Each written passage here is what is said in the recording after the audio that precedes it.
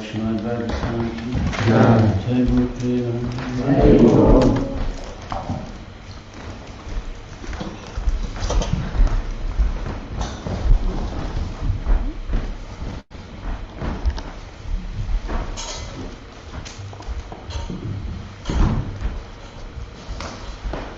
Reading from Srila Prabhupada, Volume 6, 182 Worlds.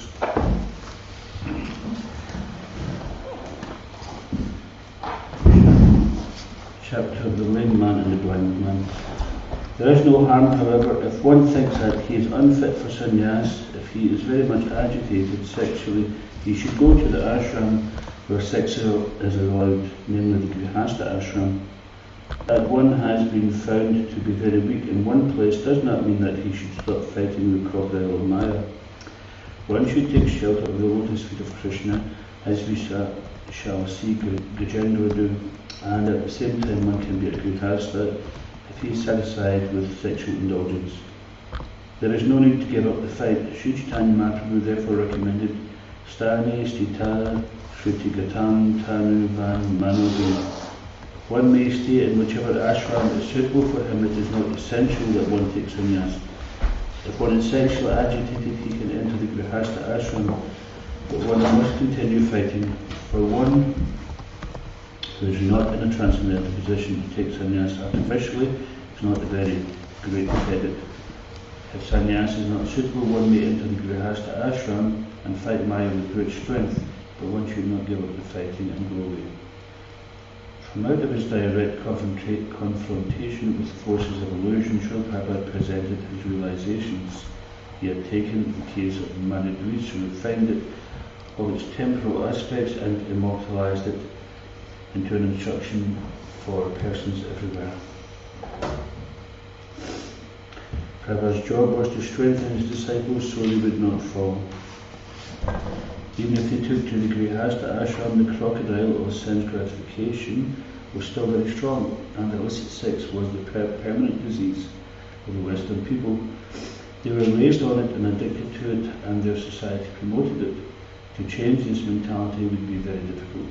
Therefore, in addition to writing, Prabhupada would have to continue travelling and preaching to sustain his disciples and make them very strong preachers. As Prabhupada had originally left his writing at the Damodar temple of Vrindavan to preach in the West, so he could leave his writing retreat in Hawaii for preaching. In any case, he was prepared to continue writing wherever he went. All along he had planned to stay in Hawaii only for a month, not permanently. His disciples needed to see him for strength and inspiration, and as long as he had life and breath, this was his purpose.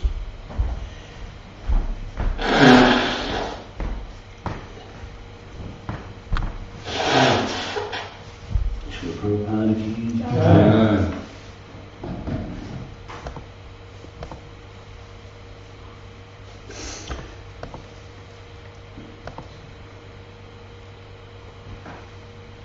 Om Namo Bhagavate Vasudevaya.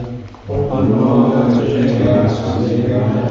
Om Namo Bhagavate Vasudevaya. Om Namo Bhagavate Vasudevaya. Om Namo Bhagavate Vasudevaya. Om Namo Bhagavate Vasudevaya. Reading from Srimad Bhagvaatam, Canto 5, Chapter 11, entitled Jai Bharat Instructs King Bhagavata. Text 2. Tataiva Rajan Guru Garameda Vitana Tataiva Rajan Guru Garameda Vitana Vidyoru Vijrumbiteshu Vitana Vidyoru Vijrimbiteshu Navedavadeshu Hi Tatvavada Vedavadeshu Hi Tatvavada Prayena Shudo Chakasti Sadhu Prayena Shudona Chakasti Sadhu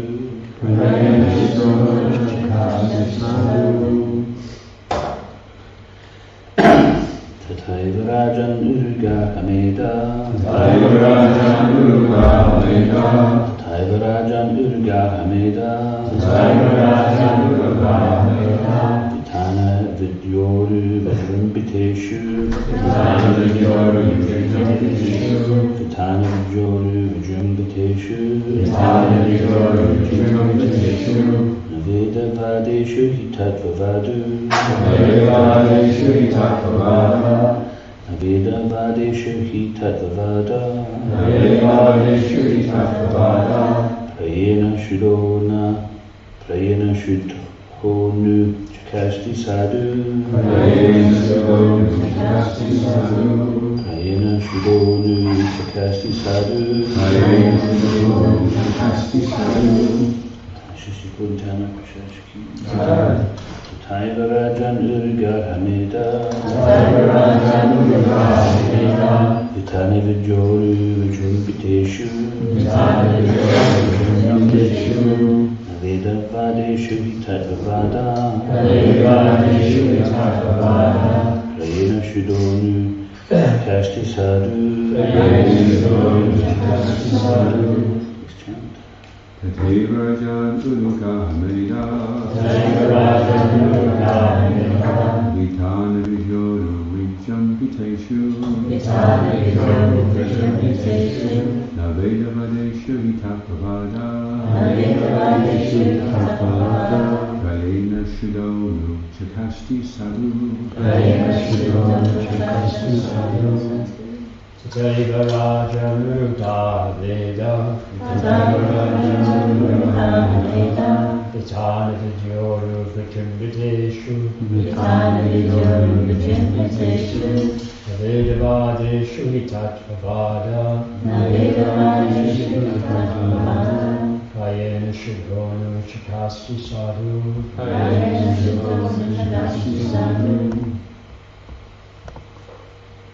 Tathaiva Rajan Urga Hameda Vitana Vidyoru Vijrimbiteshu Navedavadeshu Hi Tatvavada Prayena Shudhonu Chakasti Sadhu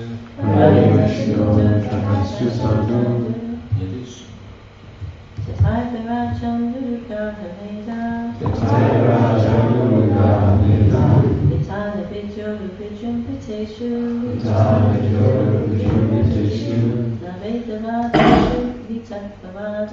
Navedavadeshu Hi Tatvavada Prayena Shudhonu Chakasti Sadhu Tathaiva Rajan Urga Hameda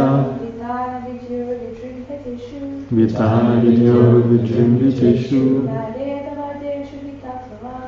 Navedavadeshu Hi Tatvavada Prayena Shudhonu Chakasti Sadhu Tata Therefore Eva Indeed Raja O King Urga Hameda Rituals related to material household life. Vitana Vidya in knowledge that expands. Guru very greatly. Vijrimbiteshu among those interested. Not. Vedavadeshu who speak the version of the Vedas. speak the version of the Vedas. He, He, indeed. indeed. Tattva-vada, spiritual science. Prayena, Prema, almost always. Shuddha, Shuddha, free from all contaminated activities. free from all contaminated activities. Nu, Nu, indeed. indeed. Chakasti, Chakasti, appear. appear. Sadhu, Sadhu, a person who is advanced in devotional service. a person who is advanced in devotional service. Translation, my dear king talks of the relationship between the master and the servant, the king and the subject, and so forth, or simply talks about material activities. People interested in material activities which are expounded in the Vedas are intent on performing material sacrifices and placing faith in their material activities. For such people, spiritual advancement is definitely not manifest. Please repeat, my dear king. Talks of the relationship between the master and the servant, the king and the subject, and so forth, as simply talks about material activities. People interested in material activities, which are expounded in the Vedas, are intent on performing material sacrifices and placing faith in their material activities. For such people, spiritual advancement is definitely not manifest. As purport in this verse, two words are significant: Veda, Vada, and Tattva-vada.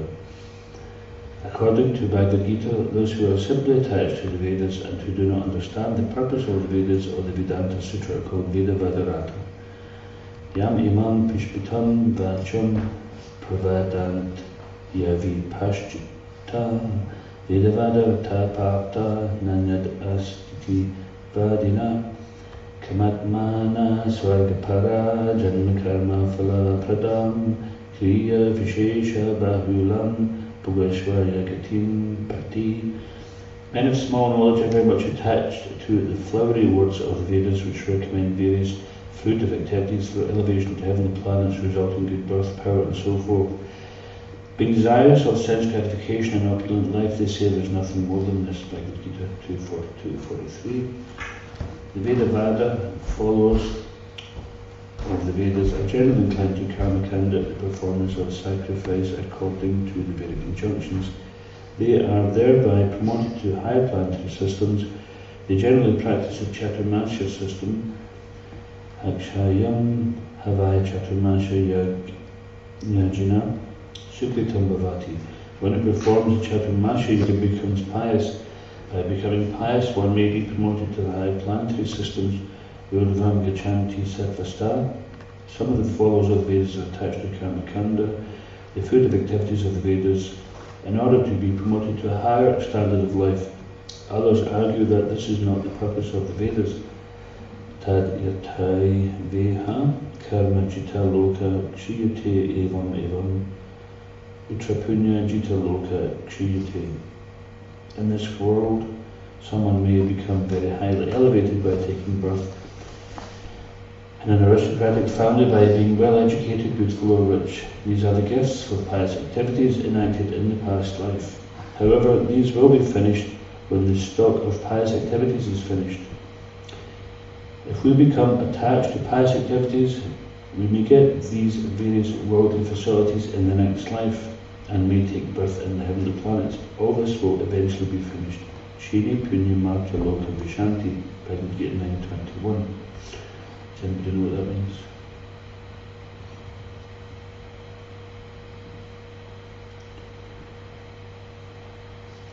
When the stock of pious activity is finished, one again has to come to this Martya Loka.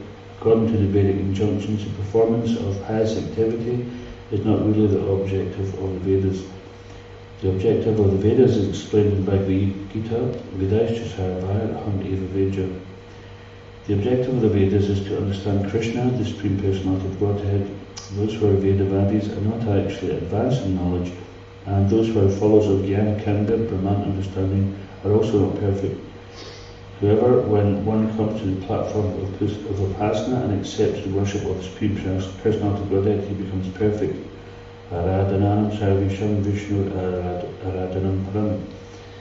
In the Vedas, the worship of different demigods and the performance of sacrifice are certainly mentioned, but such worship is inferior because the worshippers do not know that the ultimate goal is Vishnu. Na te vidu swartakatim Vishnu. When one comes to the platform of Vishnu Aradhanam or Bhakti Yoga, one has attained the perfection of life. Otherwise, as indicated in Bhagavad Gita, one is not a Tattvavadi but a Vedavadi, the blind follower of Vedic injunctions. Vedavadi cannot be purified from material contamination unless he becomes a Tattvavadi, that is, one who knows Tattva with absolute truth. Tattva is also experienced in three features: Brahmeti, Paramatmeti, and Bhagavaniti, Shabdyati. Even after coming to the platform of understanding Tattva, one must worship Bhagavan, Vishnu and his expansions, or one is not yet perfect.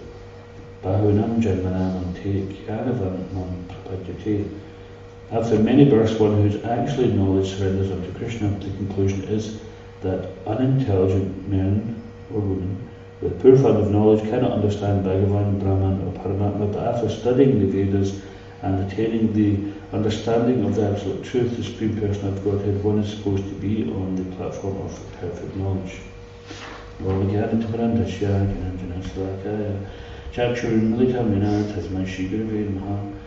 Kamkaroti Vachalam Pakamagate Grimna Kripatamah Vande Shri Taranam Jai Shri Krishna Chaitanya Nityananda Shri Advaita Gadadhara Srimad Gaurabhaktavrinda Hare Krishna Krishna Krishna Hare Hare Ram Ram Ram Hare Hare. My dear King talks of the relationship between the master and the servant, the king, the subject, and so forth. It simply talks about material activities. People interested in material activities, which are expounded in the Vedas, are intent on performing material sacrifices and placing faith in their material activities. For such people, spiritual advancement is definitely not manifest.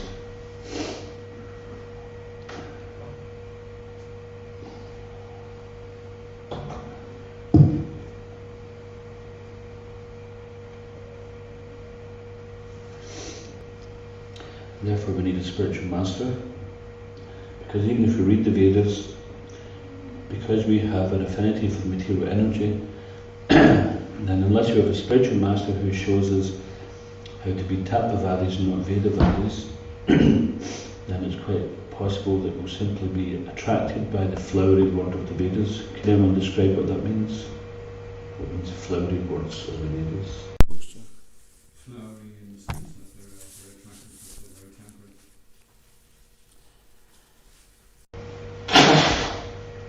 Yeah, exactly. So just like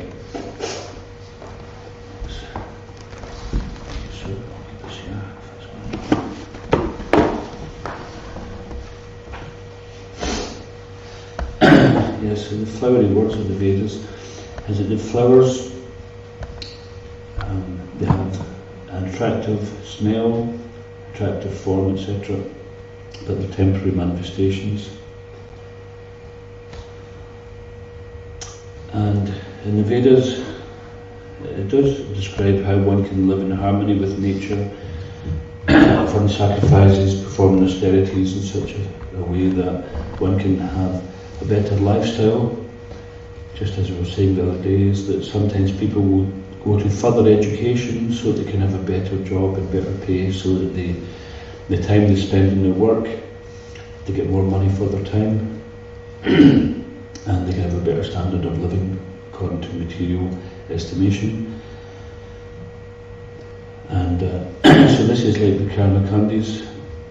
They invest some time in doing some charity, some sacrifices, penances, austerities, so they can get a better standard of living. And sometimes not even for this life, they can be so austere that they appear to be very renounced even in this life, but their goal is, inside they're thinking, better life next time. I can put up with a little bit of suffering here, a little bit of self-denial, etc., because next lifetime I'm going to Swargalok, the heavenly planets where I can enjoy big time for a long time. So that hidden desire there is actually not Aradhananam Sarvesham. It is not the worship of the Supreme Lord. It's not Bhakti Yoga, it's Karma Kanda. So even as devotees, we have to take advantage of the spiritual master's instructions, who is always guiding us to the path of devotional service, so that we don't become even blind, because the Vedavadaratas, or Vedavadaratis, they are reading the Vedas, but even though they're reading them, their eyes aren't becoming opened. Whereas Om Agyana Timirandasya Gyananjana Salakaya Chakshu Unnivatamina Tasma Shri Gurave Namaha. Spiritual Master, he is opening Chakshu, he is opening our eyes with the torchlight of knowledge. And sometimes, because we're so stubborn, the spiritual masters having to force open our eyes. We don't want to open them. We want to hold them tight, shut, because it's too painful to see. Just like someone who's been in a cave for a long time. So sometimes people go potholing. There's this outdoor activity called potholing. Anyone ever done it? Apart from driving in South Lanarkshire. John, you've done some potholing. Did you ever get stuck? It's for a day. It's just for a day. You get stuck in a day? You just went for a day? Went out, that's all, came back out of it. That's good. So you were smart enough to come back out. But sometimes people just want to go a bit further and a bit further, and then they get trapped. They think, oh, I can just make it, I'll just squeeze through this crevasse here, and then, oh, I can't get any further, I can't go back. And then they might get stuck there for some time, very embarrassing situation. Or sometimes if they haven't told someone where they're going, then it's a very dangerous situation. Nobody knows where they are, they're stuck underneath the earth somewhere. So this is what happens in the material world. As a spirit soul, we go potholing in Maya, and we get in the darkness, and we got a little torch. And that torch is simply our karma, and unless you keep charging that battery up, then it's going to run out. It gets dimmer and dimmer. So, and then someone comes to rescue, the spiritual master comes in, experienced potholer. He can go in and out all the time, he knows the routes, and he's wise enough not to go where it's dangerous. And he's got a whole team of people connected with a rope as well. He doesn't go in there unaided. So the spiritual master, he goes in and says, okay, I found him. Okay, now it's time to go back out, but he's been there so long, he's become accustomed to the dark. No, I like it here. Just leave me. It's okay, I've come accustomed to this. But then even if he decides, yeah, I want to get rescued, when he comes close to the daylight, then doesn't want the daylight is blinding. And so similarly like that, sometimes the light of knowledge is too blinding for us, it's too painful, we want to stay in the darkness a little bit longer, trying to get accustomed a little bit, find our level. But we can't stay in the cave, we have to come out. The cave is not where we belong. We've just been fooling around in the cave, having some kind of little dangerous adventure, but the time to come back to pure life is there. We belong outside the cave. There's a whole world of activity going on out there. So this is what happens, that sometimes the people just coming out of the cave, then they can't see any variety, it's just light, blinding light. So sometimes people like that, they're the Mayavadis, they don't see any variety, and they've been in the darkness of the material world so long, they've forgotten there is a world beyond this material world and beyond the Brahman. So rather than staying in the cave and just keep on charging up that little torch so we can have better standard of lighting in the cave than some other people, then better to get out of it altogether, where we have freedom, we're not so restricted. We've had our adventure in the material world, and we come to Krishna consciousness. Why did we come to Krishna consciousness? Because we're fried, we're frustrated with this material world, isn't it? And it doesn't matter what age you are, whether you're 15, 20, 25, 55, 65, it doesn't matter how long we've been in the material world in this lifetime. It's how long we've been in this material world. We can become frustrated and realise we're frustrated at any time, and then we take to Krishna consciousness. So when we take to Krishna consciousness, then it really pays to remember why we came in the first place, because sometimes when we take to the process, it can be a bit grueling at times, and it can be a bit daunting because you haven't to realise that I'm not the great person that I thought I was, and people are going to find out. But everybody's thinking like that. They're too busy worrying about themselves to be worried about you, so don't worry about it. We've all got work to do on ourselves. And we've got so much work to do on ourselves that we don't have time to do it on anyone else. We leave everyone else to work on themselves. And unless, of course, you've been appointed as a spiritual master or some other service in that regard, the Prabhupada says, why we want to take to this nasty business of correcting other people. This is the spiritual master's business. Better that we just practice Krishna consciousness ourselves, and unless we're on that platform of pure devotional service, that means that we all have plenty of work to do on ourselves. So there's a verse in the Bhagavad Gita, Bhogeshvaya prasaktanam tayapara chetasam vyavasayatmaka abhidya ekhe. That was the last word. Ekhe hakarunam. Okay. And so that means that those who are attached to sense enjoyment and material opulence and who are bewildered by such things, so Bhogeshvaya, Bhoga means sense enjoyment. So this is how we refer to food before it's offered. Which I don't think you're going to go on a forestry adventure in a minute, just about ready to keel over. So the Bhoga means sense enjoyment. Therefore we refer to food which is not offered to Krishna as Bhoga. So we have a Bhoga room, which means food, stuff which is meant for offering is not yet offered. It's meant to be offered to the deities. Any type of sense enjoyment is called Bhoga. It's very interesting how the word Bhoga and the word bogus is very similar. Sometimes we do something which is bogus.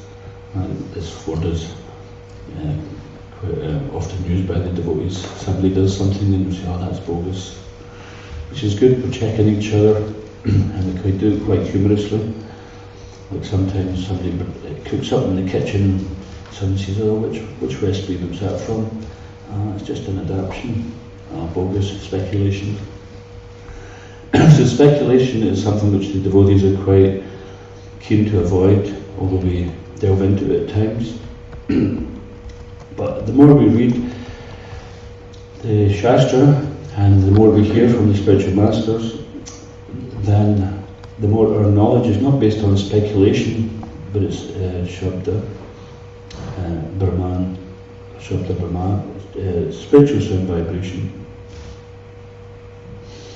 And this becomes our qualification. And Prabhupada said that his only qualification is that he never changed anything. So this is the most important qualification, that we don't need to add our own version of something, our own speculation on something. And we can say it in our own words, but the essence has to remain the same. The conclusion should never change.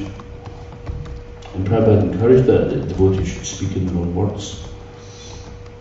It's not that we should just become quoting robots, because then we run the risk of just becoming parrot fashion. Like we could memorise, like presently the system of education is simply that you need to have a very good memory. Even if you give an answer which is correct, but it's not what they want in terms of what they've written down in the course, and you haven't memorised and given it back, you might get it ticked wrong. It just shows you that the education system is faulty, because they're not looking to see if someone understands, they're just looking to see if someone's able to repeat what they've asked. So we're not simply to repeat parrot fashion, but our endeavours for reading and hearing is to try to understand, how can I progress in Krishna consciousness. You hear some instruction, you take it to heart and you act upon it. And then that becomes manifest, it becomes realised knowledge.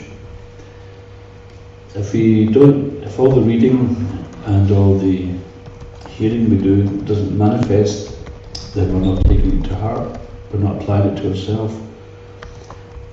So when we're reading and we're hearing, we shouldn't be thinking, oh, that's good, I'll use that against this one. Well, this applies to that one, this applies to that one. No, it applies to us. How does it apply to us? How are we going to benefit from it? If we benefit from it and we change ourselves, then automatically everything gets better anyway. Otherwise, how many people in the world do we have to change? And then what happens if we change our mind? They all have to change again. So it's and if everybody's on that program, then it's never going to get better, and that's what the world is like. Everybody wants everyone to see it their way.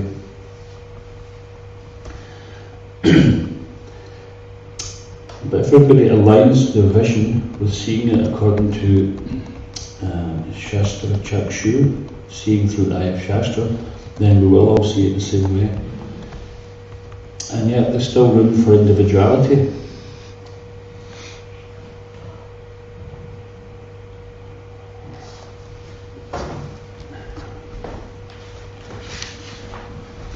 So at the end of the purport here, Prabhupada says, after many, many births, one who's actually knowledge surrenders unto Krishna.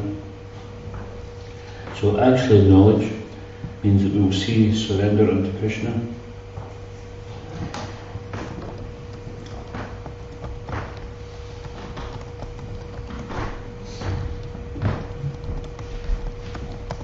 So we can ask ourselves that, am I surrendered to Krishna? Is my time utilised wholly and solely for the purpose of what Krishna wants? If not, then we're not actually in knowledge. We may know about something, but we may not actually be situated in that knowledge, because situated in that knowledge means we're living that. Just like they say, this life is not a rehearsal.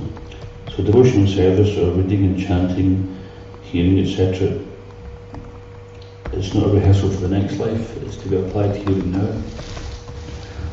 And the more we do that, the sooner we'll come to see what is the difference between theoretical knowledge and realised knowledge. Because the theory of Krishna consciousness sounds great, and we're hoping that one day we'll wake up and it'll just be there. But it takes practice and detachment. So this detachment means that while we're doing our devotional service, we're not thinking, okay, I'm doing this for Krishna, I'm doing this for the temple, and the temple should be happy that I've given my time or given my skills or whatever. No, we should be happy that Krishna's given us the ability, and that Krishna's given the opportunity to serve him, because he doesn't have to accept our service. What if Krishna says, you can do what you like, I'm not accepting it, you go nowhere, then what? So Krishna is not obliged to accept anything from us, but because he's kind, we're all competing to be God in this world. But you imagine the sorry state of the world if Krishna says, okay, I'll swap you, you can become God. What a miserable world it would be, wouldn't it? We'd be smiting everybody left, right and centre, and all our enemies would be cast into the lowest planets of Rasatala, and all our mates would be getting promoted to the heavenly planets. It would be so motivated. So it's a good job that Krishna's good, because he's not partial to anyone, but yet he's kind to all living entities. And even the punishment of the living entities, just like sometimes the parent has to give a little tough love to the kids so that it learns something, so it can come to higher understanding to protect itself. Then Krishna, the material world is arranged in such a way as that living entities make their choice and then they get the reward for it, or the reaction for it. Sometimes this might seem that we don't even have freedom of choice, like the conditioned soul struggling to be a devotee. We're struggling against our mind and senses, and it can seem quite difficult at times, almost impossible. But the fact is, we're using our freedom of choice. We may have karma which has placed some temporary limitations upon our body and mind and our abilities in some way or another, but we're utilising our freedom to choose. So we're now experiencing the good and bad reactions of our past activities, but while we're still experiencing those, then we can choose so that in the future we don't have this good and bad reaction. We're just choosing devotional service. And Lord Brahma says that for one who faithfully practices their devotional service, all the while suffering and enjoying their or experiencing their good and bad reactions. So just by continuing devotional service throughout these good and bad reactions and just seeing them passing like the winter and summer seasons, Shitoshna Sukha Dukkha Da, then in due course of time all that is left is pure devotional service. So just like you may board an airplane, and once you buy the ticket and you get on the plane and the plane takes off, then you can't change your mind. So we've done something in the past, we've committed to something, and the karmic reaction is there. We can't do anything about that. But while you're on the plane, you can make plans for, okay, I'm not getting on a plane again, I don't like it, I'm going to do this, I'm going to do that. So while we're experiencing our reactions, whether they happen to be good or bad, and sometimes even good reactions can be inauspicious, because sometimes people come into a lot of money. For example, they might win lottery or get an inheritance. But what they do with it, what they do with it might actually have been better if they never had it in the first place. You know, what if someone decides, oh, I've got so much money, let me open up a casino and a slaughterhouse and a burger bar, then they'd have been better just to have been a pauper, a poor person. So it's not always that fame and wealth or good, say someone gets like astonishingly good looks and they just become so infatuated with their good looks that they totally miss the purpose of human form of life. So good karma can work against us as well. In spiritual, that's why Prabhupada says that happiness and distress, it's all the same, it's all suffering. It's either suffering now or it's leading to suffering in the future. So unless there's knowledge of how to avoid that. But people are so busy enjoying and promoting themselves, they don't want to bow down to God, they don't want to bow down to Krishna. Prabhupada says that if we bow down to Krishna, we don't want to bow down, but we're being forced to bow down to so many things. We're forced to bow down to birth. You know, the child in the wombs can't say, no, I'm not coming out. I don't fancy it out there. I'm staying in. Unless you're Shukadeva Goswami, of course. Then he stayed in there for 16 years, was it? And birth, death, we can't say, no, I refuse to die.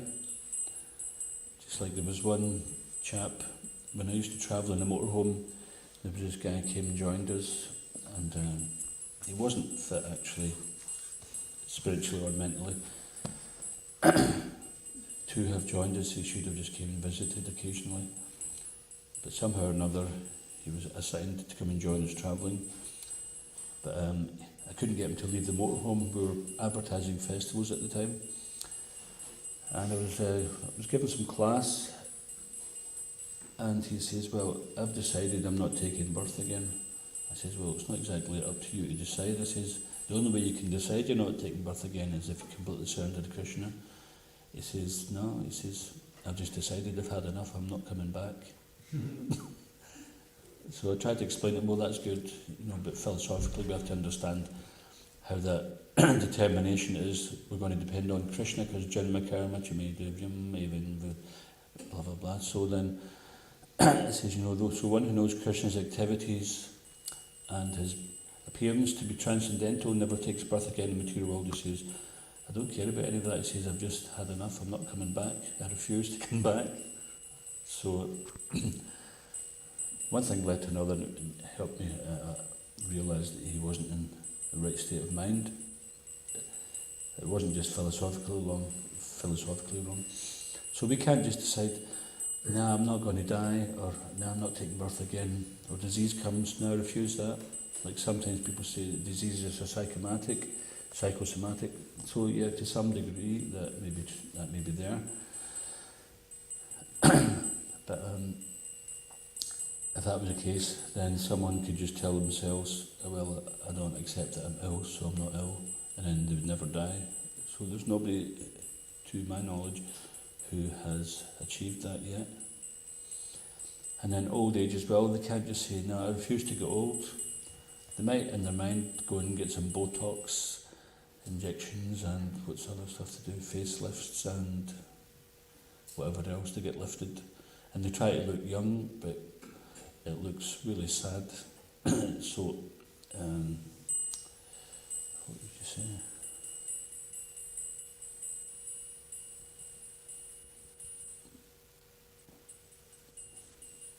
Yeah, it's just very sad to see that. It's certainly without grace. You know, one should grow gracefully. So this means that as we grow older, we grow wiser, we look back and we think, yeah, I was a bit of a fool. Let me try to be a bit smarter now. You know, every year we should try to be a bit further along in our spiritual life. Every day, actually. So if we're sincere about spiritual life, then it doesn't take something to be said 10 times, 100 times. If we actually want to make advancement, then if we're intelligent, we hear it and we think, yeah, that's what I need to hear. Let me adapt to that. And then the new, improved us, it just keeps on emerging more and more. But unfortunately, we have this affinity for material energy, which we identify with very strongly because we've been connected with Maya for a long, long time. Then we identify more with Maya than we do with Krishna.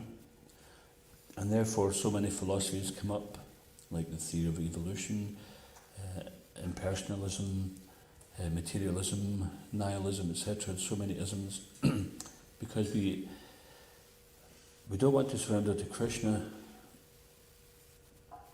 and we identify strongly with material energy. But the more we take to Krishna consciousness, the more we apply Krishna consciousness, the more we'll actually get a taste. We have to get a taste for Krishna consciousness, otherwise we'll not be able to maintain it. It will just become too dry. So Krishna consciousness itself is not dry because Krishna is, his very being is Satchit Ananda. His form is Satchit Ananda, eternal, full of bliss and full of knowledge. So when we connect with Krishna through chanting, we chant properly, attentively, the full mantra, chanting, being attentive to every single name there, then gradually our mind becomes purified, and when we become purified, then in due course Krishna will reveal himself to us, and Krishna will gradually begin to reveal himself to the devotee. And as Krishna reveals himself, then we get a taste because he's the supreme source of all pleasure, Rameti Krishna. So any pleasure we're looking for in the material world, sometimes we think, oh, I've left this behind, I regret that, I miss this, I miss that. But that's only because we've not directed our attention towards Krishna wholly so that we can get the higher taste. When we get the higher taste, we can easily give up the lower taste. So just like you're a child and you're playing with some toys, and the toys are generally just, often they're like some plastic imitation of a real thing which adults have, like a car or a house or something like that. But then when you get the real thing, which is a real car, or the real house, you don't go back to playing with toy cars or doll houses, do we? Ian, do you? So, theoretically speaking anyway. And similarly, so we're playing around because the adults look back and they think, yeah, I was just a child, I was just playing around there. So similarly, when we become Krishna conscious, we realise we've just been playing around in this material world, wasting our time for so long. But the good news is that time is eternal. It's not that we've lost something and it'll never be the same again. No, the eternal relationship with Krishna is just always there waiting on us to connect again. It's not that, it's too late, I've blown it now. No, immediately we can just refocus back onto Krishna. So something which is very important is that we should, by reading these Vedic literatures, there's many stories there of showing of people who have came to the path of devotional service and what was the steps they took which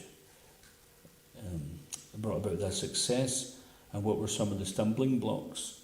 So here we're seeing that Maharaj Rahugana, he's feeling bad because he just feels like he offended a great devotee. He didn't recognise who he was, and then he's offended him. So he wants to clear that path immediately. So not only does he stop chastising Jad Bharat for not carrying the palanquin properly, but he gets off of it and he offers his obeisances. He puts himself lower than Jad Bharat immediately. So this is a great example of someone who is a very pious king. So therefore, it's not that necessarily mode of goodness is to be snubbed. They say those who are in the mode of goodness, they are attached. What's their attachment? A sense of happiness. Is that what you were going to say, Joe? Happiness or satisfaction. Yeah. So they become conditioned by a sense of happiness. We were just reading that in the back to program the other day. But those who are on the path of devotional service, then because we hear that before we even get there, we hear about it, that's a stumbling block. Let's just not become conditioned by this sense of happiness, a sense of satisfaction, self-satisfaction. We have to go beyond that. What about Krishna's satisfaction? What about Krishna's happiness? So therefore, sometimes a devotee will do things for Krishna's pleasure, even if it doesn't mean that they're happy. The gopis of Vrindavan, they realised when they heard that Krishna had a headache, and so they were very much thinking, what can we do? And I can't remember who the personality was, but they said, well, Krishna's saying that the dust from your lotus feet, if you put that on his head, then that will cure his headache. And then immediately they were gathering up all the dust. And then this devotee says, yeah, but if you take Krishna's the Supreme Lord, if you take your dust and put it on his head, you'll suffer you suffer hellishly for this. And he says, what's that got to do with it? Krishna needs it for his headache. So they had no consideration of what was going to be the reaction for them. They didn't even hesitate. So this is a very, very high level of devotional service, of course, but we can learn from this that the devotee is thinking, well, it's for Krishna, whether I'm happy, whether I'm distressed, whether I'm inconvenienced. It's like worshipping of the deity. We learn is that we do everything for their convenience. We don't alter things for our convenience. This is what you'd call speculation, which is in the mode of passion, and which is basically for our own convenience. And similarly, when we're serving the deity in any respect, even if it's not on the altar, whatever we're doing, then we do it properly for the sake of our own Krishna consciousness. And Krishna consciousness means that we're doing it for the pleasure of the deity, under the direction of the words of the spiritual master. Not to think, well, he said that, but I'm going to do this because it suits me better. So then we're still missing the point of devotional service. It may be some kind of service, and we may get some kind of benefit from it. But what it can do, if we keep it up like that, then it creates a very conditioned mode of service where it's not pure bhakti, it's mixed bhakti.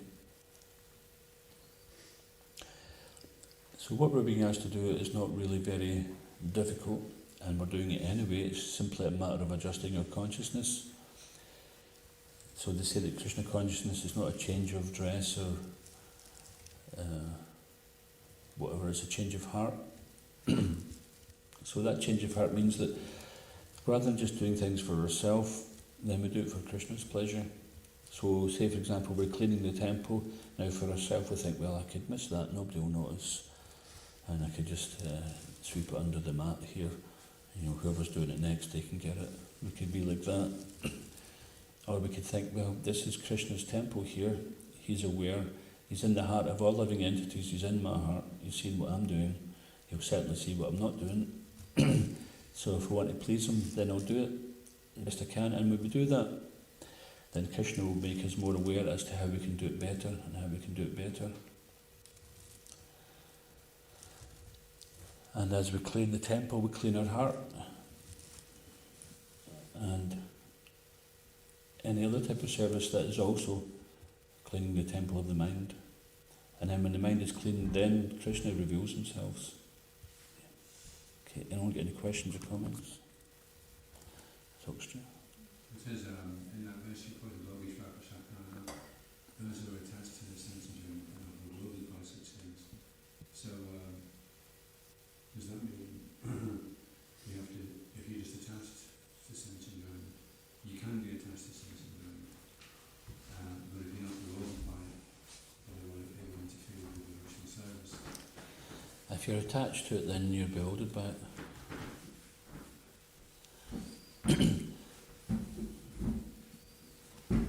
If you're not bewildered by it, you wouldn't be attached to it. It bewilders, it has that effect, it bewilders us, because bewilderment means that we forget Krishna. Just like we can sit and take prasadam, we can honour prasadam, or we can think, oh, here's a nice bowl of scran, let me ram that down my neck, and then start complaining, the pakoras were too hard on Sunday, somebody must have been frying them too long, something like that. Or we can just say, well, somebody made a nice attempt, maybe they'll get it better next time, but it was offered with love and devotion. So it can be like that. But of course, if it's real love and devotion, then we'll think, how can I do it better? How can I do it better? So we can do something, or we could go and collect loads of funds, and then someone says, oh, that's great, you did well. And we think, yeah, I'm amazing, aren't I? Or we could think, Krishna was really kind upon myself and all these people because we all got engaged in devotional service. Because the thing about being attached is that we get bewildered by happiness and distress, victory and defeat, fame and infamy.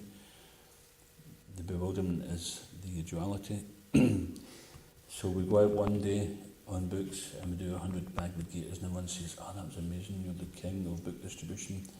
And then we go another day and we do like 2 pamphlets, and they say, something, she says, what happened to you? You must have been really spaced out. You must have been really out of it. Did you spend the day in the shops or something? And I'm like, I tried anyway. So we go back to the temple and we're thinking, everyone's going to be thinking, where were you at today? But if we're going out on both days and our mood is, it'd be nice to do the service today, let me do my best. Let me not just skive off, do a bit of shopping, when we're supposed to be in Sanktan, let me not just be on the phone half the day, let me not waste an hour talking to this person who's not interested, because it means I don't have to approach people. So if we're doing it properly, and we're doing it with the mood to please Guru and Krishna, the result may be 100 books, it may be 2 pamphlets, but we'll be equally happy with it. But if we're attached to the success of it, we'll also be affected by the failure of it. So naturally we want a nice result, because this kind of false type of renunciation where we just, for example, we go out books and think, well, I don't care if I do any books, then probably you won't do any, because you won't even try. It's this kind of pseudo-detachment, which is basically detachment in the mode of ignorance, where it's just apathy. It's can't be bothered, don't care. If the house is on fire, are we going to not care then? We're still attached. So when we engage in sense gratification, we do become bewildered by it, because even one of the roaming senses on which the mind focuses on can bewilder a person of even steady intelligence. So therefore, whether we are a 1-day-old devotee or a 50-year-old devotee, we still have to practice. It's a suitable practice and detachment. And some days are better than others. We may get caught out at times, but the main thing is we have to keep on learning, have to keep on practicing. It's just like someone who runs a marathon. You could be 20-year-old and run a marathon. You got to train for it, and even if you're 50-year-old, sometimes 50, 60-year-olds are running marathons, isn't it? And they may have run 20 marathons, but they still have to keep training. If they don't keep the training up, they don't keep their practice up, then they won't be fit for it. So in the material world, where the natural thing of the body is that, even like the Hochi was telling me the other day, his father used to be quite a bodybuilder, but when he didn't keep it up, then the muscle mass turns to fat, and so that happens also. We have to keep on working on our Krishna consciousness. If it becomes slack, we become lazy on it, then Maya will creep in, and then our knowledge will gradually start to become covered again. And it's mentioned in the Nectar of Devotion that the only place that the living entity is safe is when it leaves this material world and goes back to Krishna's lotus feet. So we're never safe in this material world at any time. Padam padam yadvi padam, danger at every step. That's while we're in this material world at every time, at every moment. Anything else, Manavan? You mentioned about education, that it's based upon memorization, and in the Bhagavad Gita it gives a different list of symptoms of knowledge. The first one being humility, which you don't generally get at PhD in humility. So it would seem that the real thing to learn would be the ability to hear, because there's so many things that the older generations know, and it's not being passed on. So as a society, we don't really learn, we don't really go forward, because we just forget all that they've learned, because we don't hear, we don't listen. So the education system is failing, because it's taken their humility away, made them arrogant, and they don't listen to anybody, so they don't really learn anything. Yeah, so that paves the way for each generation becoming even less qualified. Yeah, if the younger generation think they don't have to listen to the older generation, then they're forgetting that in due course of time they're going to be older and the younger generation won't listen to them. And what happens, it just degenerates to complete madness.